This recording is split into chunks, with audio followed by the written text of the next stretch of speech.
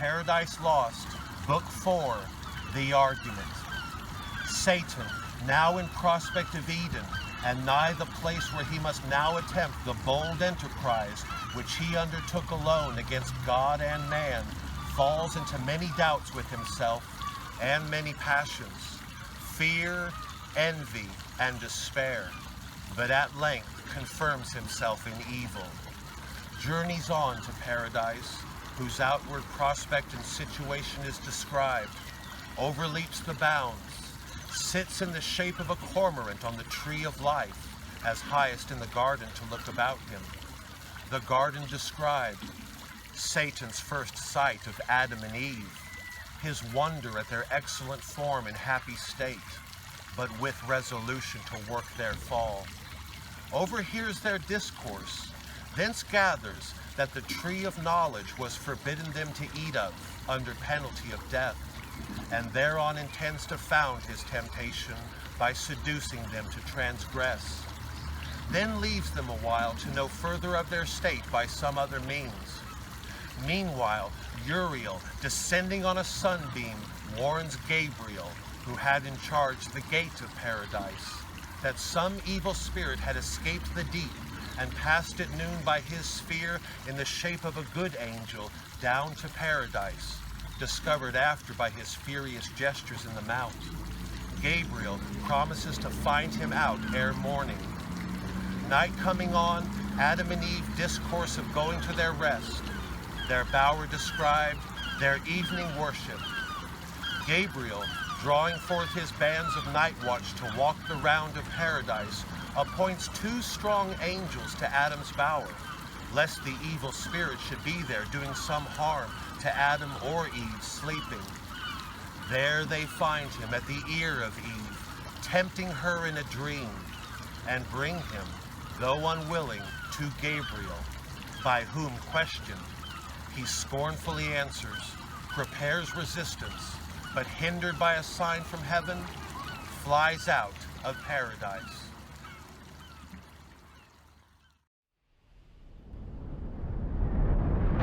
Oh, for that warning voice which he who saw the apocalypse heard cry in heaven aloud. Then when the dragon put to second rout, came furious down to be revenged on men. Woe to the inhabitants on earth!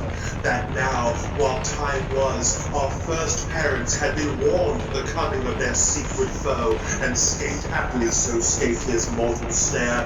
For now Satan, now first inflamed with rage, came down, the tempter ere the accuser of mankind, to wreak on innocent frail man his loss of that first battle and his flight to hell. Yet not rejoicing in his speed, though bold, far off and fearless, nor with cause to boast begins his dire attempt, which nigh the birth now rolling, boils in his tumultuous breast, and like a devilish engine back recoils upon himself. Horror and doubt distract his troubled thoughts, and from the bottom stir the hell within him. For within him hell he brings, and round about him, nor from hell one step no more than from himself can fly by change of place. Now conscience wakes despair that slumbered, wakes the bitter memory of what he was, what is, and what must be worse. Of worse deeds worse sufferings must ensue.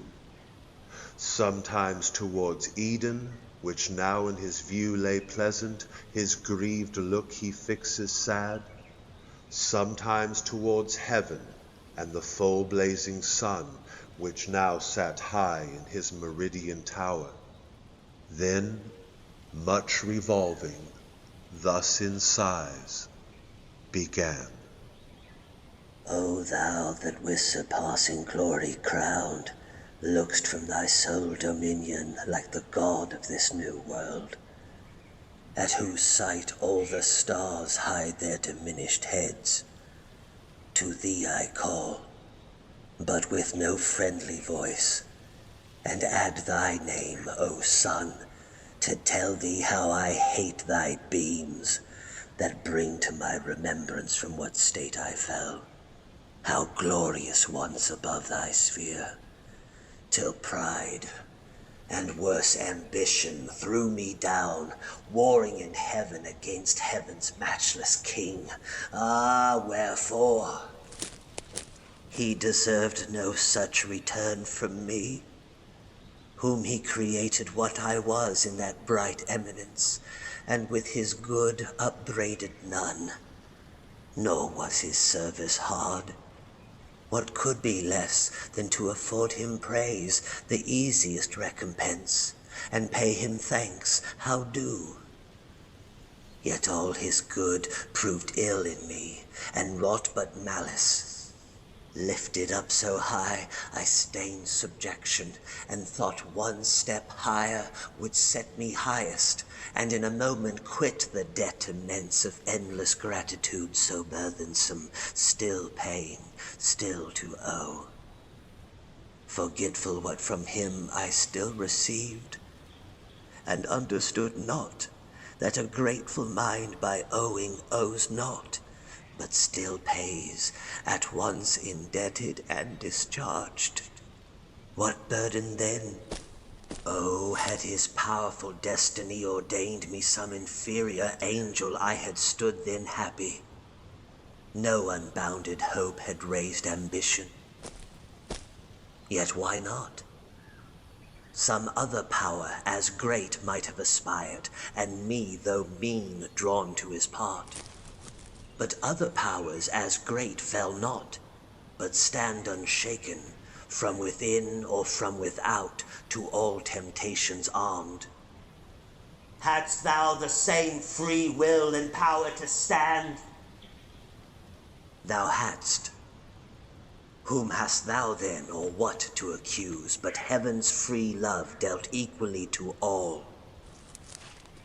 Be then his love accursed, since love or hate to me alike it deals eternal woe. Nay, cursed be thou, since against his thy will chose freely what it now so justly rues. Me, miserable, which way shall I fly infinite wrath and infinite despair? Which way I fly is hell, myself am hell, and in the lowest deep a lower deep still threatening to devour me opens wide, to which the hell I suffer seems a heaven. Oh, then at last relent. Is there no place left for repentance? None for pardon left? None left but by submission, and that word disdain forbids me, and my dread of shame among the spirits beneath, whom I seduced with other promises and other vaunts than to submit, boasting I could subdue the omnipotent. Ay me, they little know how dearly I abide that boast so vain, under what torments inwardly I groan, while they adore me on the throne of hell with diadem and scepter high advanced, the lower still I fall, only supreme in misery. Such joy ambition finds. But say I could repent, and could obtain by act of grace my former state, how soon would height recall high thoughts? How soon unsay what feigned submission swore? Ease would recant vows made in pain, as violent and void. For never can true reconcilement grow where wounds of deadly hate have pierced so deep, which would but lead me to a worse relapse and heavier fall. So should I purchase dear, short intermission bought with double smart.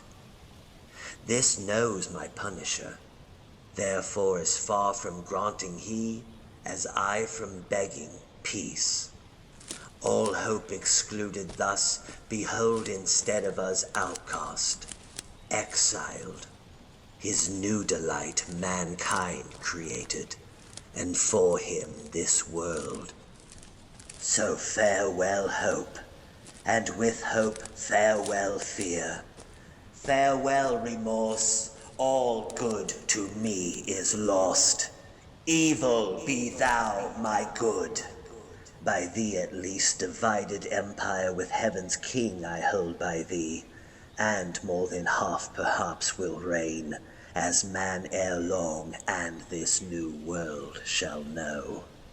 Thus while he spake, each passion dimmed his face, thrice changed with pale ire, envy, and despair, which marred his borrowed visage, and betrayed him counterfeit, if any eye beheld. For heavenly minds from such distempers foul are ever clear, whereof he soon aware, each perturbation smoothed with outward calm, artificer of fraud, and was the first that practised falsehood under saintly shew, deep malice to conceal, couched with revenge. Yet not enough had practised to deceive Uriel, once warned, whose eye pursued him down the way he went, and on the Assyrian mount saw him disfigured, more than could befall spirit of happy sort. His gestures fierce he mocked, and mad demeanor, then alone, as he supposed, all unobserved, unseen. So on he fares, and to the border comes of Eden, where delicious paradise, now nearer, crowns with her enclosure green, as with a rural mound the champaign head of a steep wilderness, whose hairy sides with thicket overgrown, grotesque and wild, access denied. And overhead up grew insuperable height of loftiest shade, cedar and pine and fir and branching palm, a sylvan scene. And as the ranks ascend, shade above shade, a woody theatre of stateliest view. Yet higher than their tops, the verdurous wall of paradise upsprung, which to our general sire gave prospect large into his nether empire neighboring round. And higher than that wall, a circling row of goodliest trees loaden with fairest fruit, blossoms and fruits at once of golden hue appeared, with gay enamelled colours mixed, on which the sun more glad impressed his beams than in fair evening cloud or humid bow, when God hath showered the earth. So lovely seemed that landscape. And of pure, now purer air meets his approach, and to the heart inspires vernal delight and joy, able to drive all sadness but despair. Now gentle gales, fanning their odoriferous wings, dispense native perfumes, and whisper whence they stole those balmy spoils. As when to them who sail beyond the Cape of Hope, and now are past Mozambique, off at sea northeast winds blow Sabian odors from the spicy shore of Araby the Blest, with such delay well pleased they slack their course, and many a league, cheered with the grateful smell, old ocean smiles. So entertained those odorous sweets the fiend who came their bane, though with them better pleased than Asmodeus with the fishy fume that drove him, though enamoured, from the spouse of Tobit's son, and with a vengeance sent from Media post to Egypt there fast bound. Now to the ascent of that steep savage hill Satan had journeyed on, pensive and slow, but further way found none. So thick entwined as one continued brake, the undergrowth of shrubs and tangling bushes had perplexed all path of man or beast that passed that way. One gate there only was, and that looked east on th'other side, which when the arch-felon saw due entrance he disdained, and in contempt at one slight bound high overleaped all bound of hill or highest wall, and sheer within lights on his feet, as when a prowling wolf, whom hunger drives to seek new haunt for prey, watching where shepherds pen their flocks at eve, in hurdled coats amid the field secure, leaps o'er the fence with ease into the fold. Or as a thief, bent to unhoard the cash of some rich burgher, whose substantial doors, cross-barred and bolted fast, fear no assault, in at the window climbs, or o'er the tiles. So clomb this first grand thief into God's fold. So since into his church lewd hirelings climb. Thence up he flew, and on the tree of life, the middle tree and highest there that grew, sat like a cormorant, yet not true life thereby regained, but sat devising death to them who lived, nor on the virtue thought of that life-giving plant, but only used for prospect what well used had been the pledge of immortality. So little knows any but God alone to value right the good before him, but perverts best things to worst abuse, or to their meanest use. Beneath him with new wonder now he views to all delight of human sense exposed in narrow room nature's whole wealth, yea more, a heaven on earth. For blissful paradise of God the garden was, by him in the east of Eden planted. Eden stretched her line from Oran eastward to the royal towers of great Seleucia, built by Grecian kings, or where the sons of Eden long before dwelt in Thalasser. In this pleasant soil his far more pleasant garden God ordained.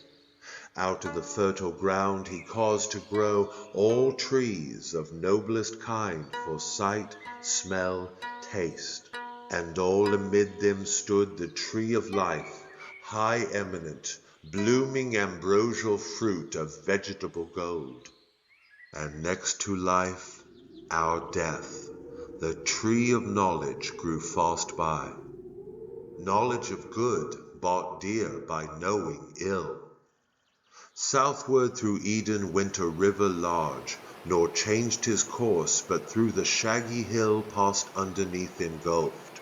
For God had thrown that mountain as his garden mold, high raised upon the rapid current, which through veins of porous earth with kindly thirst updrawn rose a fresh fountain, and with many a rill watered the garden. Thence united fell down the steep glade, and met the nether flood, which from his darksome passage now appears, and now divided into four main streams runs diverse, wandering many a famous realm and country, whereof here needs no account, but rather to tell how, if art could tell, how from that sapphire fount the crisped brooks, rolling on orient pearl in sands of gold, with mazy error under pendant shades ran nectar, visiting each plant, and fed flowers worthy of paradise, which not nice art in beds and curious knots, but nature boon powered forth profuse on hill and dale and plain, both where the morning sun first warmly smote the open field, and where the unpierced shade embrowned the noontide bowers.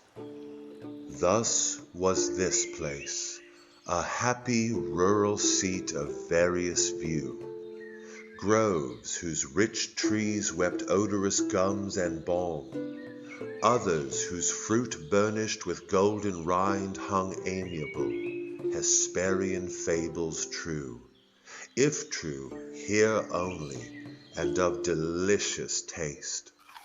Betwixt them lawns or level downs, and flocks grazing the tender herb were interposed, or palmy hillock, or the flowery lap of some irriguous valley spread her store, flowers of all hue, and without thorn, the rose. Another side, umbrageous grots and caves of cool recess, o'er which the mantling vine lays forth her purple grape, and gently creeps luxuriant. Meanwhile, murmuring waters fall down the slope hills dispersed, or in a lake that to the fringed bank with myrtle crowned her crystal mirror holds, unite their streams. The birds their choir apply, airs, vernal airs, breathing the smell of field and grove, attune the trembling leaves, while universal Pan, knit with the graces and the hours in dance, led on the eternal spring. Not that fair field of Enna, where Proserpine, gathering flowers, herself a fairer flower, by gloomy Dis was gathered, which cost Ceres all that pain to seek her through the world, nor that sweet grove of Daphne by Orontes, and the inspired Castalian spring might with this paradise of Eden strive, nor that Nicean isle girt with the river Triton, where old Cham, whom Gentiles Ammon call, and Libyan Jove, hid Amalthea and her florid son young Bacchus from his stepdame Rhea's eye, nor where Abyssine kings their issue guard Mount Amara, though this by some supposed true paradise, under the Ethiop line by Nilus head, enclosed with shining rock a whole day's journey high, but wide remote from this Assyrian garden, where the fiend saw undelighted all delight, all kind of living creatures new to sight and strange. Two of far nobler shape, erect and tall, godlike erect, with native honor clad in naked majesty, seemed lords of all, and worthy seemed, for in their looks divine the image of their glorious Maker shone, truth, wisdom, sanctitude severe and pure, severe, but in true filial freedom placed, whence true authority in men. Though both not equal, as their sex not equal seemed, for contemplation he and valor formed, for softness she, and sweet attractive grace, he for God only, she for God in him. His fair large front and eye sublime declared absolute rule, and hyacinthine locks round from his parted forelock manly hung clustering, but not beneath his shoulders broad. She as a veil down to the slender waist her unadorned golden tresses wore dishevelled, but in wanton ringlets waved as the vine curls her tendrils, which implied subjection, but required with gentle sway, and by her yielded, by him best received, yielded with coy submission, modest pride, and sweet, reluctant, amorous delay. Nor those mysterious parts were then concealed. Then was not guilty shame, dishonest shame of nature's works, honor dishonorable, sin bred. How have ye troubled all mankind with shoes instead, mere shoes of seeming pure, and banished from man's life his happiest life, simplicity and spotless innocence. So passed they naked on, nor shunned the sight of God or angel, for they thought no ill. So hand in hand they passed, the loveliest pair that ever since in love's embraces met.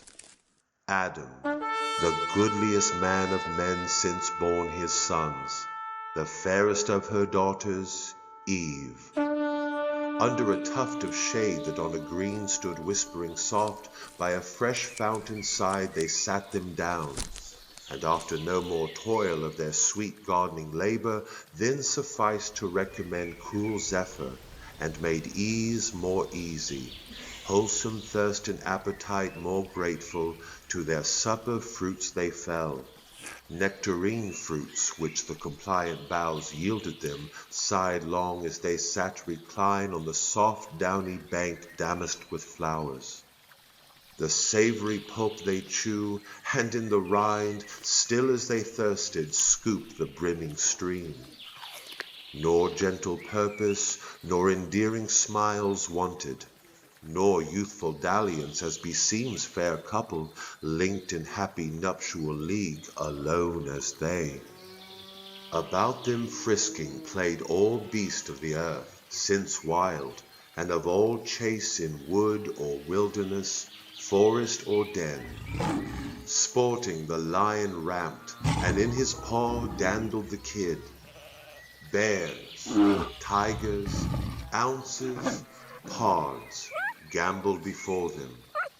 The unwieldy elephant, to make them mirth, used all his might and wreathed his lithe proboscis. Close the serpent sly insinuating wove with Gordian twine his breaded train, and of his fatal guile gave proof unheeded.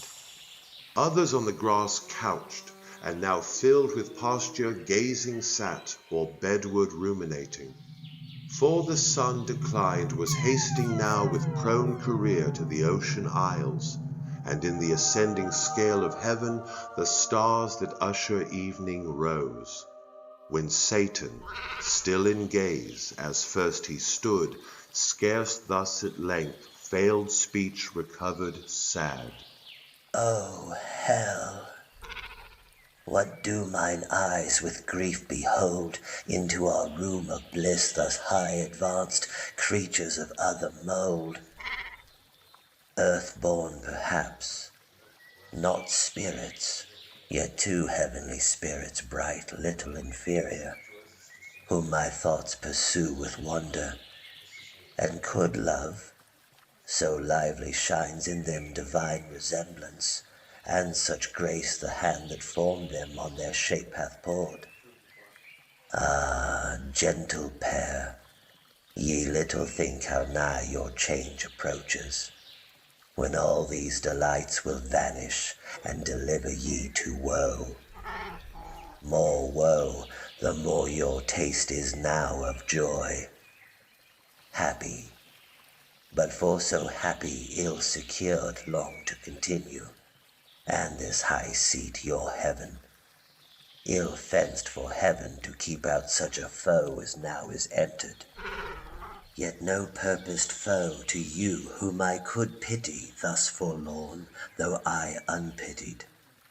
League with you I seek, and mutual amity so strait, so close, that I with you must dwell, or you with me henceforth.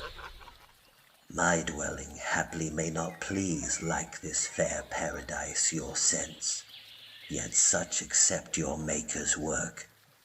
He gave it me, which I as freely give. Hell shall unfold to entertain you to her widest gates, and send forth all her kings. There will be room, not like these narrow limits, to receive your numerous offspring. If no better place, thank him who puts me loath to this revenge on you who wrong me not for him who wronged. And should I at your harmless innocence melt, as I do, yet public reason just, honor and empire with revenge enlarged, by conquering this new world, compels me now to do what else, though damned, I should abhor. So spake the fiend, and with necessity, the tyrant's plea, excused his devilish deeds. Then from his lofty stand on that high tree down he alights among the sportful herd of those four-footed kinds, himself now one, now other, as their shape served best his end, nearer to view his prey, and unespied to mark what of their state he more might learn by word or action marked. About them round a lion now he stalks with fiery glare. Then as a tiger, who by chance has spied in some purlieu two gentle fawns at play, straight couches close, Then rising changes oft his couchant watch, as one who chose his ground whence rushing he might surest seize them both, gripped in each paw. When Adam, first of men, to first of women Eve, thus moving speech, turned him all ear to hear new utterance flow. Sole partner and sole part of all these joys, dearer thyself than all. Needs must the power that made us and for us this ample world be infinitely good, and of his good as liberal and free as infinite, that raised us from the dust and placed us here in all this happiness, who at his hand have nothing merited, nor can perform aught whereof he hath need, he who requires from us no other service than to keep this one, this easy charge. Of all the trees in paradise that bear delicious fruit so various, not to taste that only tree of knowledge, planted by the tree of life, so near grows death to life, whate'er death is. Some dreadful thing, no doubt, for well thou know'st God hath pronounced it death to taste that tree, the only sign of our obedience left, among so many signs of power and rule conferred upon us, and dominion given over all other creatures that possess earth, air, and sea. Then let us not think hard one easy prohibition, who enjoy free leave so large to all things else, and choice unlimited of manifold delights. But let us ever praise him, and extol his bounty, following our delightful task to prune these growing plants and tend these flowers, which, were it toilsome, yet with thee were sweet. To whom thus Eve replied, O thou, for whom and from whom I was formed flesh of thy flesh, and without whom am to no end, my guide and head, what thou hast said is just and right. For we to him indeed all praises owe, and daily thanks, I chiefly, who enjoy so far the happier lot, enjoying thee preeminent by so much odds, while thou like consort to thyself canst nowhere find. That day I oft remember, when from sleep I first awaked, and found myself reposed under a shade on flowers, much wondering where and what I was, whence thither brought, and how. Not distant far from thence a murmuring sound of waters issued from a cave, and spread into a liquid plain, then stood unmoved, pure as the expanse of heaven. I thither went with unexperienced thought, and laid me down on the green bank to look into the clear smooth lake that to me seemed another sky. As I bent down to look, just opposite, a shape within the watery gleam appeared, bending to look on me. I started back. It started back, but pleased I soon returned. Pleased it returned as soon, with answering looks of sympathy and love. There I had fixed mine eyes till now, and pined with vain desire. Had not a voice thus warned me, what thou seest, what there thou seest, fair creature, is thyself. With thee it came and goes. But follow me, and I will bring thee where no shadow stays thy coming, and thy soft embraces. He whose image thou art, him thou shalt enjoy inseparably thine. To him shalt bear multitudes like thyself, and thence be called Mother of human race.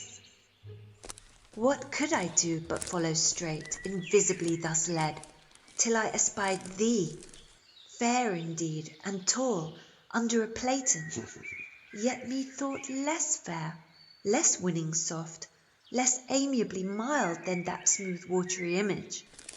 Back I turned, thou following criedst aloud, Return, fair Eve, whom fliest thou? Whom thou fliest, of him thou art, his flesh, his bone. To give thee being I lent out of my side to thee, nearest my heart's substantial life, to have thee by my side henceforth, an individual solace dear. part of my soul, I seek thee, and thee claim my other half. With that, thy gentle hand seized mine. I yielded, and from that time see how beauty is excelled by manly grace and wisdom, which alone is truly fair. So spake our general mother, and with eyes of conjugal attraction unreproved and meek surrender, half embracing leaned on our first father. Half her swelling breast naked met his under the flowing gold of her loose tresses hid. He, in delight both of her beauty and submissive charms, smiled with superior love, as Jupiter on Juno smiles when he impregns the clouds that shed May flowers, and pressed her matron lip with kisses pure. Aside the devil turned for envy, yet with jealous leer malign eyed them askance, and to himself thus plained. Sight hateful, sight tormenting. Thus these two in paradise in one another's arms, the happier Eden, shall enjoy their fill of bliss on bliss, while I to hell am thrust, where neither joy nor love, but fierce desire, among our other torments not the least, still unfulfilled with pain of longing pines. Yet let me not forget what I have gained from their own mouths. All is not theirs, it seems. One fatal tree there stands of knowledge called, forbidden them to taste. Knowledge forbidden, suspicious, reasonless. Why should their Lord envy them that? Can it be sin to know? Can it be death? And do they only stand by ignorance? Is that their happy state, the proof of their obedience and their faith? O fair foundation laid whereon to build their ruin. Hence I will excite their minds with more desire to know, and to reject envious commands, invented with design to keep them low, whom knowledge might exalt equal with gods. Aspiring to be such, they taste and die. What likelier can ensue? But first, with narrow search I must walk round this garden, and no corner leave unspied. A chance but chance may lead where I may meet some wandering spirit of heaven by fountain side, or in thick shade retired, from him to draw what further would be learnt. Live while ye may, yet happy pair. Enjoy till I return short pleasures, for long woes are to succeed. So saying, his proud step he scornful turned, but with sly circumspection, and began through wood, through waste, or hill, or dale, his roam. Meanwhile, in utmost longitude, where heaven with earth and ocean meets, the setting sun slowly descended, and with right aspect against the eastern gate of paradise levelled his evening rays. It was a rock of alabaster, piled up to the clouds, conspicuous far, winding with one ascent accessible from earth, one entrance high. The rest was craggy cliff that overhung still as it rose, impossible to climb. Betwixt these rocky pillars Gabriel sat, chief of the angelic guards, awaiting night. About him exercised heroic games the unarmed youth of heaven, but nigh at hand celestial armory, shields, helms, and spears, hung high with diamond flaming and with gold. Thither came Uriel, gliding through the even on a sunbeam, swift as a shooting star in autumn thwarts the night, when vapors fired impress the air, and shews the mariner from what point of his compass to beware impetuous winds. He thus began in haste.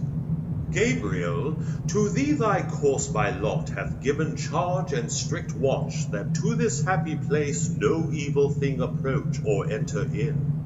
This day at height of noon came to my sphere a spirit, zealous as he seemed to know more of the Almighty's works, and chiefly man, God's latest image. I described his way bent all on speed, and marked his airy gait, but in the mount that lies from Eden north, where he first lighted, soon discerned his looks alien from heaven, with passions foul obscured. Mine eye pursued him still, but under shade lost sight of him. One of the banished crew, I fear, hath ventured from the deep to raise new troubles. Him thy care must be to find. To whom the winged warrior thus returned. Uriel, no wonder of thy perfect sight, amid the sun's bright circle where thou sitt'st, see far and wide. In at this gate none pass the vigilance here placed, but such as come well known from heaven, and since meridian hour, no creature thence. If spirit of other sort, so minded, have o'erleaped these earthy bounds on purpose, hard thou know'st it to exclude spiritual substance with corporeal bar. But if within the circuit of these walks, in whatsoever shape he lurk, of whom thou tell'st, by morrow dawning, I shall know. So promised he, and Uriel to his charge returned on that bright beam, whose point now raised bore him slope downward to the sun now fallen beneath the Azores, whither the prime orb, incredible how swift, had thither rolled diurnal. All this less voluble earth by shorter flight to the east had left him there, arraying with reflected purple and gold the clouds that on his western throne attend. Now came still evening on, and twilight grey had in her sober livery all things clad. Silence accompanied, for beast and bird, they to their grassy couch, these to their nest were slunk, all but the wakeful nightingale. She all night long her amorous descant sung. Silence was pleased. Now glowed the firmament with living sapphires. Hesperus, that led the starry host, rode brightest, till the moon, rising in clouded majesty, at length apparent queen, unveiled her peerless light, and o'er the dark her silver mantle threw, when Adam thus to Eve: Fair consort, the hour of night, and all things now retired to rest, mine does of like repose, since God hath set labor and rest, as day and night, to men successive. And the timely dew of sleep now falling with soft slumbrous weight inclines our eyelids. Other creatures all day long rove idle unemployed, and less need rest. Man hath his daily work of body or mind appointed, which declares his dignity and the regard of heaven on all his ways, while other animals unactive range, and of their doings God takes no account. Tomorrow, ere fresh morning streak the east with first approach of light, we must be risen, and at our pleasant labor to reform yon flowery arbors, yonder alleys green, our walks at noon with branches overgrown that mock our scant manuring, and require more hands than ours to lop their wanton growth. Those blossoms also, and those dropping gums, that lie bestrown unsightly and unsmooth, ask riddance, if we mean to tread with ease. Meanwhile, as nature wills, night bids us rest. To whom thus Eve, with perfect beauty adorned: My author and disposer, what thou bidst unargued I obey, so God ordains. God is thy law, thou mine. To know no more is woman's happiest knowledge and her praise.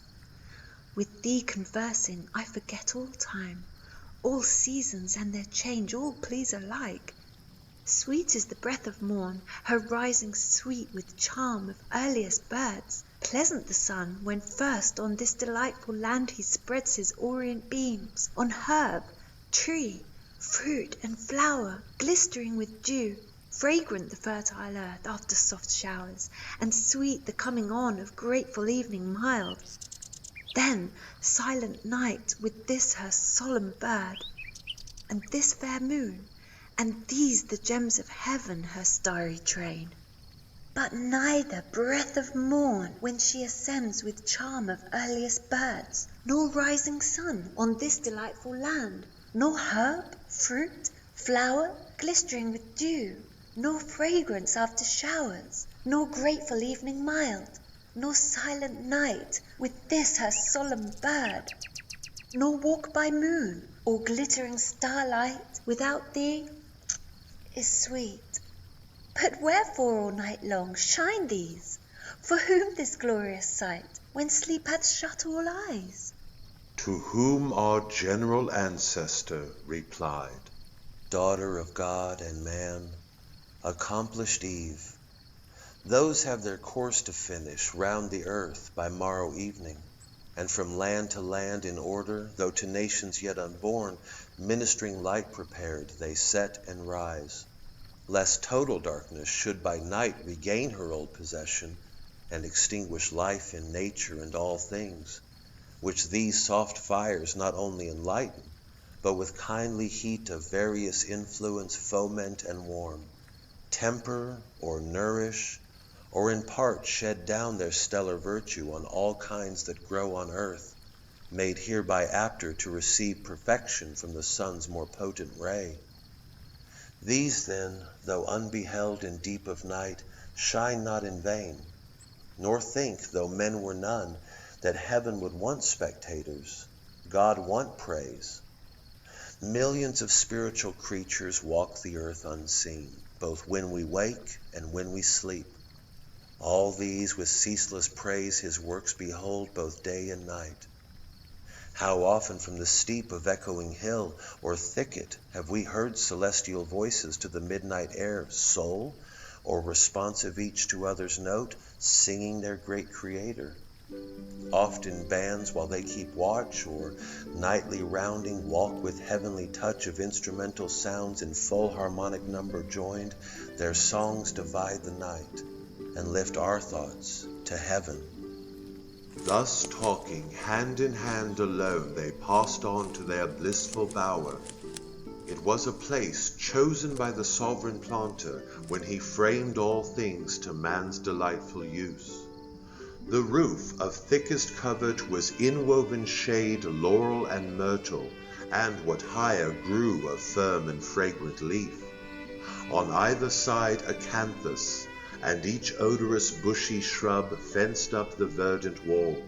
Each beauteous flower, iris all hues, roses and jessamine, reared high their flourished heads between and wrought mosaic.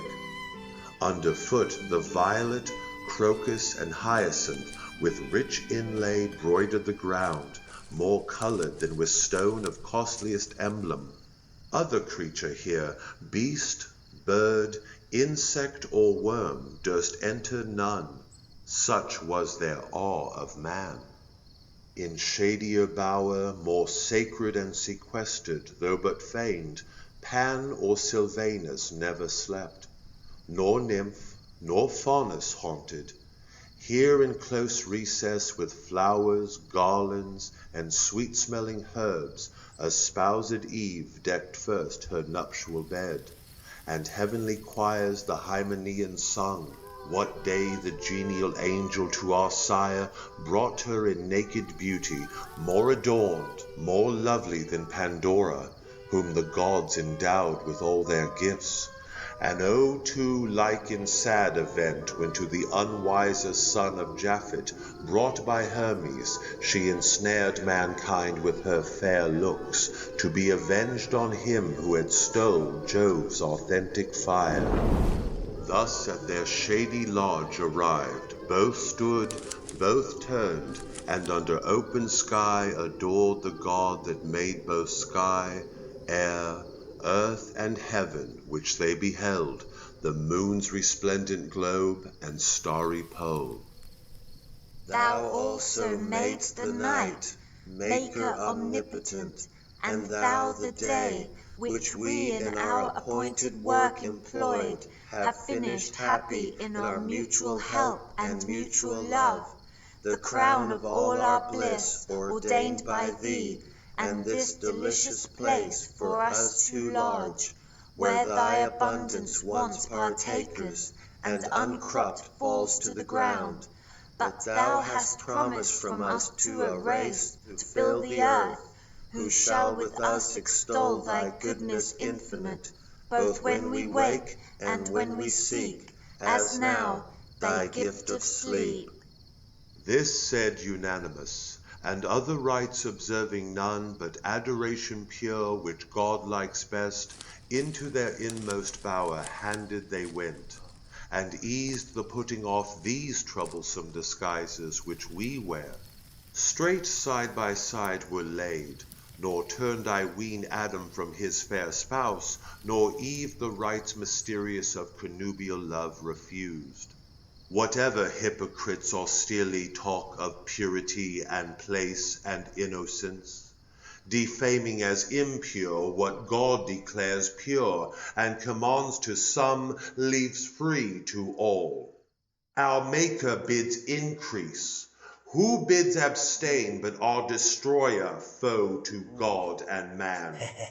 Hail, wedded love, mysterious law, true source of human offspring, sole propriety in paradise of all things common else. By thee adulterous lust was driven from men among the bestial herds to range. By thee founded in reason, loyal, just, and pure relations dear, and all the charities of father, son, and brother first were known. Far be it that I should write thee sin or blame, or think thee unbefitting holiest place, perpetual fountain of domestic sweets, whose bed is undefiled and chaste pronounced, present or past, as saints and patriarchs used. Here love his golden shafts employs, here lights his constant lamp and waves his purple wings, reigns here and revels, not in the bought smile of harlots, loveless, joyless, unendeared, casual fruition, nor in court amours, mixed dance or wanton mask or midnight ball, or serenade, which the starved lover sings to his proud fair, the best quitted with disdain. These, lulled by nightingales, embracing slept, and on their naked limbs the flowery roof showered roses, which the morn repaired. Sleep on, blessed pair, and oh yet happiest if ye seek no happier state, and know to know no more.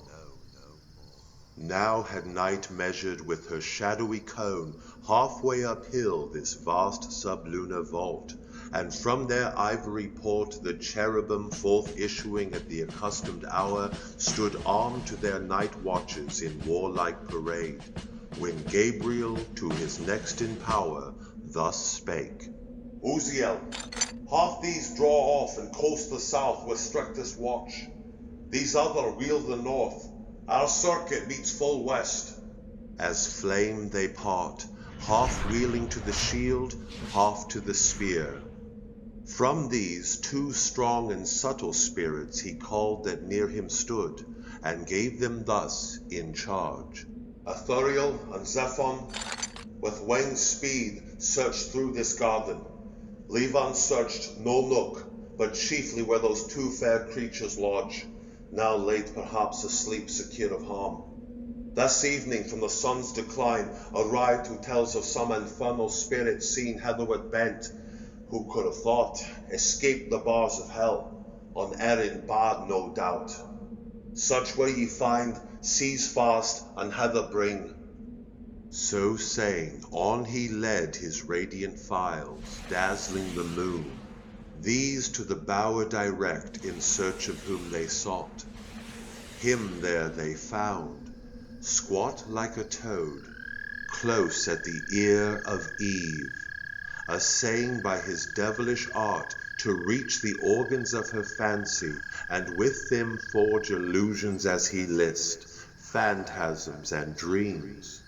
Or if, inspiring venom, he might taint the animal spirits that from pure blood arise like gentle breasts from rivers pure, thence raise at least distempered, discontented thoughts, vain hopes, vain aims, inordinate desires blown up with high conceits engendering pride. Him thus intent Uriel with his spear touched lightly, for no falsehood can endure touch of celestial temper, but returns of force to its own likeness. Up he starts, discovered and surprised, as when a spark lights on a heap of nitrous powder, laid fit for the ton, some magazine to store against a rumored war, the smutty grain with sudden blaze diffused inflames the air. So started up in his own shape the fiend. Back stepped those two fair angels, half amazed, so sudden to behold the grisly king. Yet thus, unmoved with fear, accost him soon. Which of those rebel spirits adjudged to hell comest thou, escaped thy prison and transformed? Why satst thou like an enemy in wait, here watching at the head of these that sleep? Know ye not then? Said Satan, filled with scorn.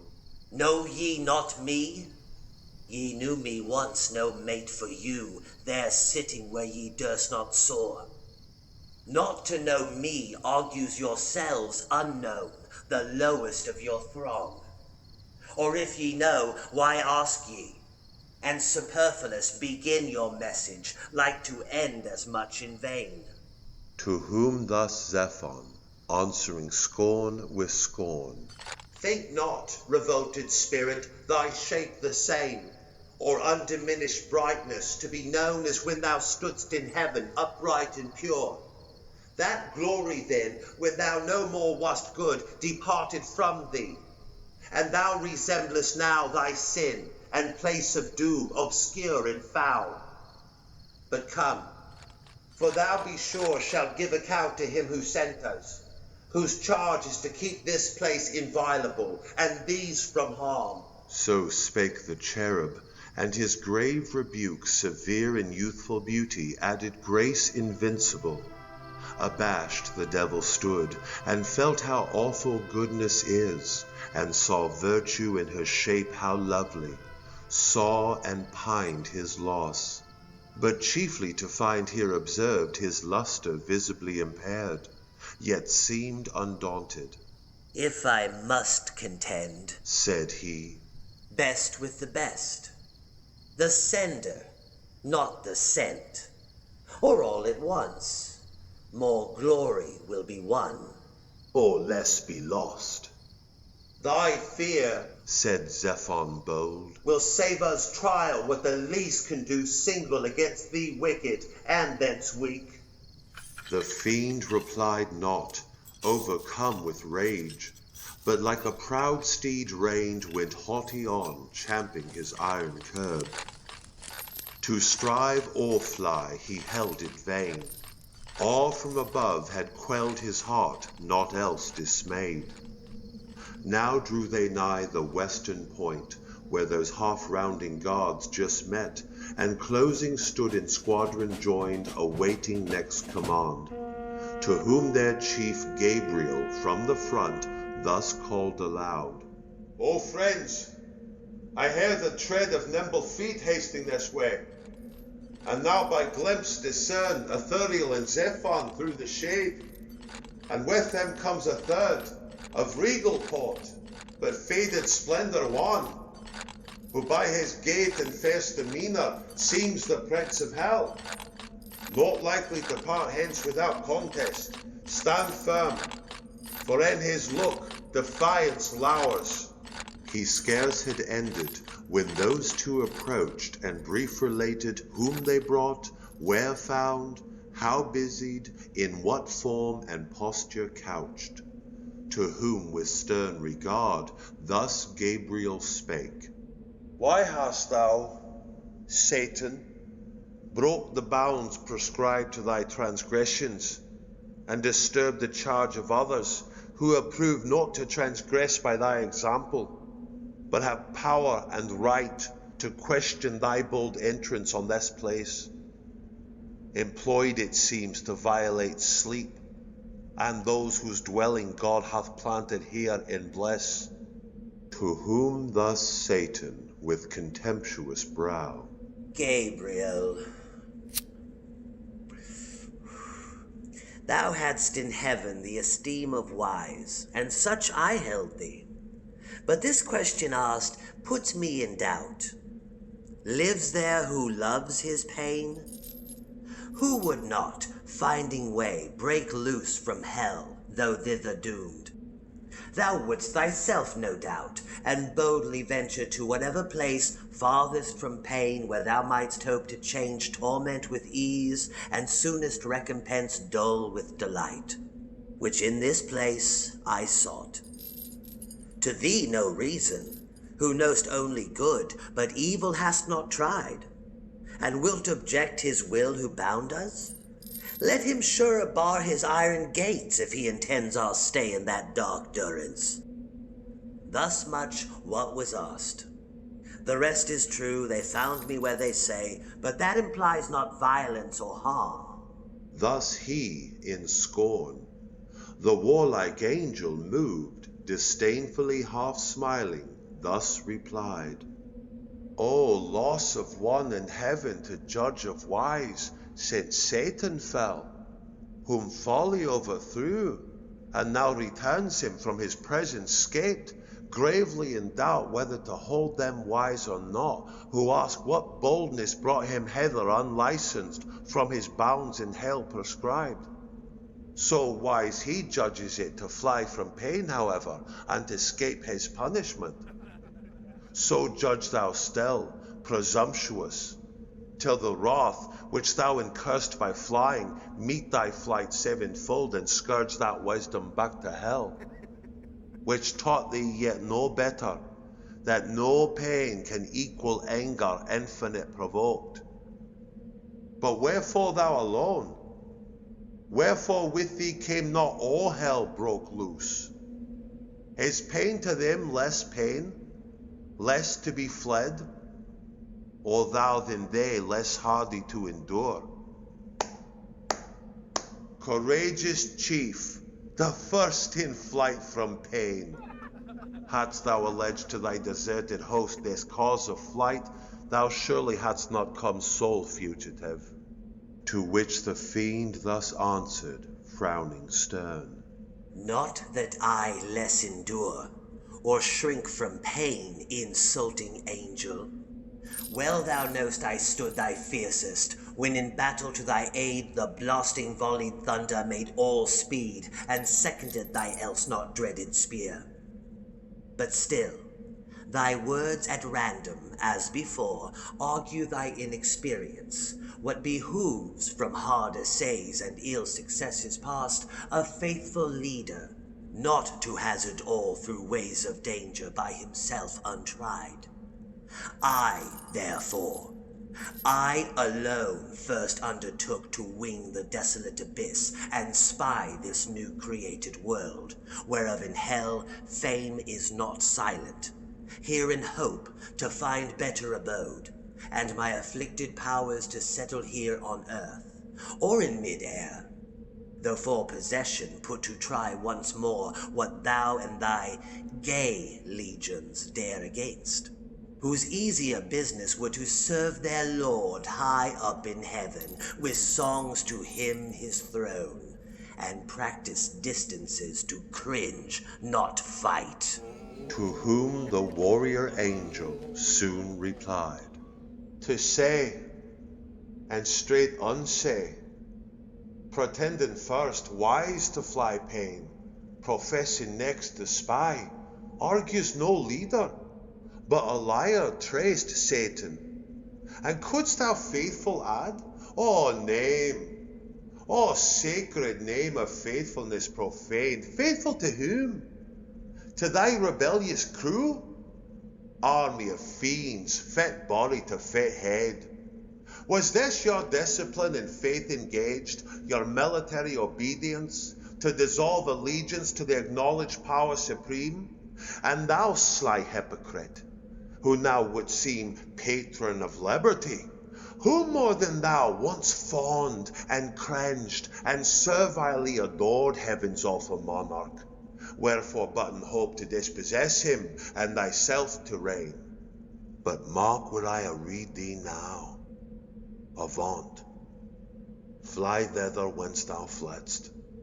If from this hour within these hallowed limits thou appear, back to the infernal pit I'll drag thee chained, and seal thee so, as henceforth not to scorn the facile gates of hell too slightly barred.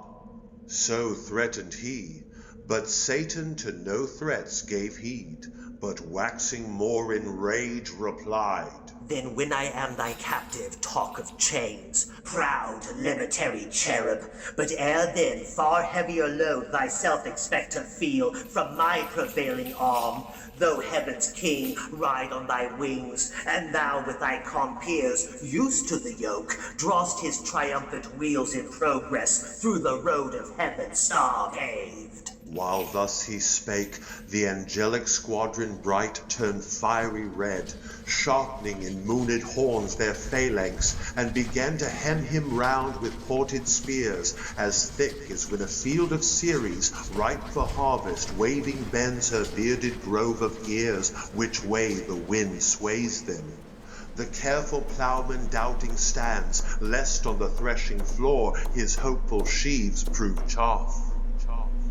On the other side, Satan, alarmed, collecting all his might dilated, stood, like Tenerife or Atlas unremoved. His stature reached the sky, and on his crest sat horror plumed, nor wanted in his grasp what seemed both spear and shield. Now dreadful deeds might have ensued, nor only paradise in this commotion, but the starry cope of heaven perhaps, or all the elements at least had gone to rack, disturbed and torn with violence of this conflict. Had not soon the Eternal, to prevent such horrid fray, hung forth in heaven his golden scales, yet seen betwixt Astraea and the Scorpion sign, wherein all things created first he weighed, the pendulous round earth with balanced air in counterpoise, now ponders all events, battles, and realms. In these he put two weights, the sequel each of parting and of fight. The latter quick up flew and kicked the beam, which, Gabriel spying, thus bespake the fiend. Satan, I know thy strength, and thou knowst mine, neither our own but given. What folly then to boast what arms can do, since thine no more than heaven permits, nor mine, though doubled now to trample thee as mire. For proof, look up, and read thy lot in yon celestial sign where thou art weighed, and shown how light, how weak, if thou resist. The fiend looked up and knew his mounted scale aloft, nor more, but fled murmuring, and with him fled the shades of night.